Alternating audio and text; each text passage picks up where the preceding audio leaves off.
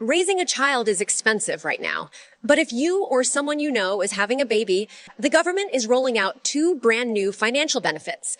This timeline maps exactly who qualifies.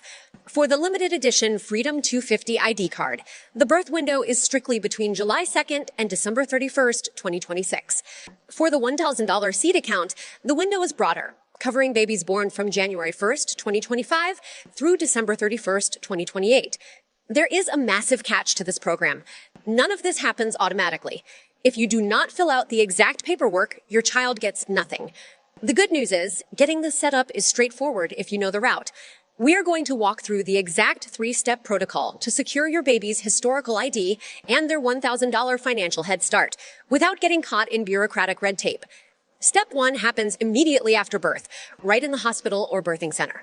When you fill out the standard birth registration forms, you need to find this specific box.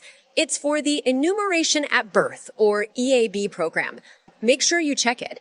By checking that single box, the hospital automatically sends your baby's data to the Social Security Administration. That simple action triggers the government to issue and mail the limited edition Freedom 250 card. Doing this before you leave the medical facility is the only frictionless way to register your child's identity. If you skip this, you will have to deal with manual paperwork later. This is the standard Social Security card most of us carry today. The new Freedom 250 edition replaces this standard blue design with a black commemorative logo, and it takes about 4 weeks to process and arrive in your mailbox. Once it arrives, put it in a safe immediately. If you lose this commemorative version, federal policy mandates that any replacement issued will only be the standard blue edition. As with any federal rollout, scammers are already targeting new parents with fake processing fees to expedite these cards. The federal government will never send you a text message demanding payment to release your child's ID. The card is entirely free. Getting this card securely is step 2. You need that physical Social Security number to complete the final application for your child's investment account. Now we secure the seed money. The official tax code refers to these as 53A accounts, and activating them triggers your baby's $1,000 deposit. You have 2 digital pathways to activate the account. You can log on to the official trumpaccounts.gov website or download the dedicated mobile app. Both platforms allow you to authenticate your child's new Social Security number and formally open the portfolio. If you prefer to handle this on paper, you can use IRS Form 4547. You simply file this form during your standard tax return season to claim the account. Once activated, that $1,000 is legally locked into ultra-low-fee broad market index funds. The money is managed by major financial institutions and cannot be touched by anyone until your child turns 18. There is also an additional tier of funding available.